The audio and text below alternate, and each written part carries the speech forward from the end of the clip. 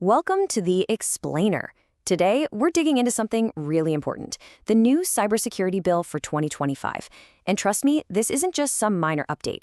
It's a huge overhaul that's going to change everything from how we tackle cyberbullying to the way our most critical national systems are protected. So let's break down what this actually means for all of us. So let's just start with a really basic question, but one that affects every single one of us. Is our digital world, is it actually safe enough? I mean, think about it. Every time you do some online banking, scroll through social media, or even just log in for work, you're putting your trust in these digital defenses, right? Well, Ghana's new cybersecurity bill is basically trying to answer that question with a big, confident yes. Okay, so how exactly is the government planning to do that? Well, with this new bill. And I want to be clear here, this is not just some small adjustment. Nope, this is a major upgrade. It's built to toughen up our digital walls against threats that are, frankly, getting more sophisticated every day.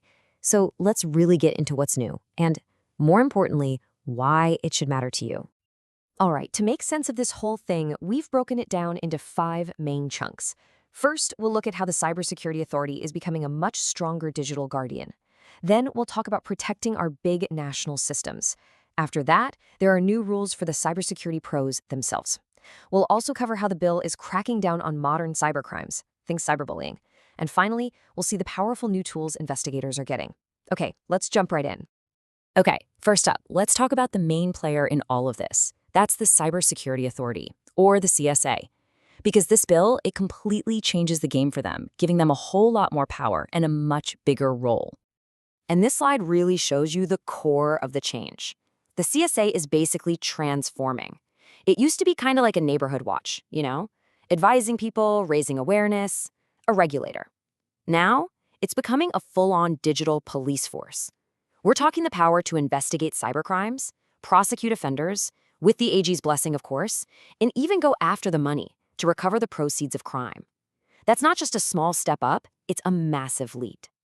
And with that new role comes a brand new toolkit. It's not just about chasing down criminals after the fact. The CSA is now going to be setting the rules for the future, creating security standards for things like AI, IoT devices, and cloud tech. It's a shift from just reacting to problems to actively preventing them. Plus, they'll be the ones to officially accredit the pros in the field. They'll have a special focus on protecting vulnerable people online, and they'll be tasked with protecting our digital rights. It's a huge expansion of their duties. So with all these new powers, what's the number one job? Well, it's protecting what you could call the digital backbone of the entire country. And the bill gets really specific about what that means. It's about safeguarding the systems that, honestly, we all depend on every single day, whether we realize it or not. So what are we actually talking about here? The bill uses this term Critical Information Infrastructure, or CII. What does that mean? Basically, it's any computer system or network that is absolutely essential for the country to run. The easiest way to think about it is like this. It's the digital version of our highways, our power grid, our water supply. If those things break, we're in big trouble. It's the same idea here. If these digital systems fail, the fallout is huge and it's immediate. And believe me, that definition covers a lot of ground. We're talking about, well, pretty much everything. The telecom networks that let you make a call, the banking systems that handle your money, the public utilities that keep the lights on and the water running, even the digital services that our government uses to function. Yep, all of it. All of that now gets pulled under this new protective umbrella. Okay, so how do you actually protect all that stuff? The bill sets up a new mandatory registration process. If you own or operate one of these critical systems, you now have to register it with the CSA. That means paying an annual fee, giving them a dedicated person to contact, and submitting all the details. The end goal here is simple. It gives the CSA a complete living map of our country's most important digital assets, and, crucially, who to call when something goes wrong. All right, so we've talked about the systems, but the bill goes a step further. It's not just about the technology, it's also about the people who protect that technology. That's right, it's setting new rules for the cybersecurity pros. And the new rules are pretty straightforward. Basically, the Wild West days are over. If you're a for-profit cybersecurity company, you now need a license to operate. Simple as that. If you're an individual expert or a nonprofit, you'll need to get an official accreditation. What's the point of all this? It's about professionalizing the whole field. It makes sure that the people we're trusting to keep us safe online actually know what they're doing and meet a certain standard. Okay, let's shift gears now because this next part of the bill is where things get really personal for a lot of people. We're moving beyond things like hacking or financial scams and into defining new crimes that reflect the very real, very human harm that happens online every single day. For the very first time, this law gives us a powerful legal definition of cyberbullying. And just listen to the wording here. It's all about the human impact. It talks about acts that strip the recipient of their dignity or cause fear or physical or emotional harm. That language is so important. It's the law finally catching up and recognizing that the damage from online abuse is absolutely real-world damage. And we're not talking about some vague, fuzzy definition here. Oh no, the bill gets super specific. It actually lists out what counts. Things like spreading derogatory info, posting offensive or embarrassing pictures, hijacking someone's account to humiliate them, sending threatening messages over and over. It's all spelled out. And that's a game changer, because it gives victims a real, clear legal path to fight back, maybe for the very first time. It's a similar story for cyberstalking.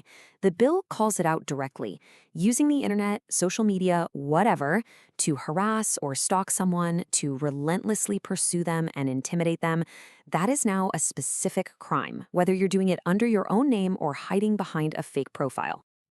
So, you've defined these new crimes, that's great, but how do you actually enforce the law?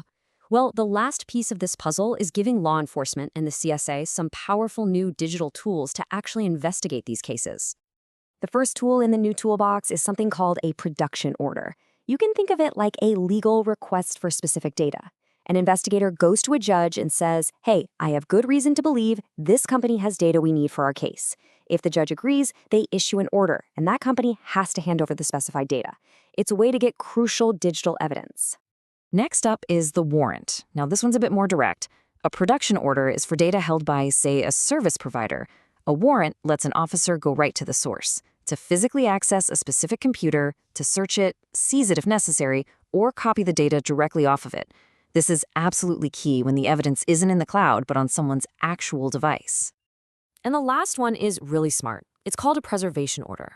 You know how easy it is to delete digital evidence, right? Well, this order prevents that. An investigator can get a court to tell a company, you need to save this specific data right now. Don't let it get deleted or changed. And they have to hold on to it for up to 90 days.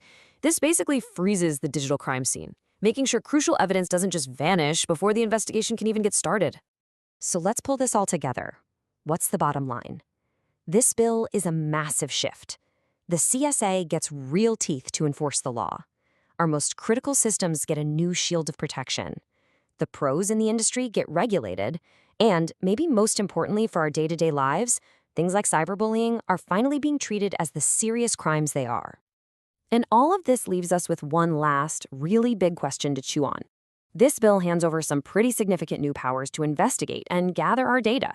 So as all of this rolls out, the real challenge for all of us is going to be this.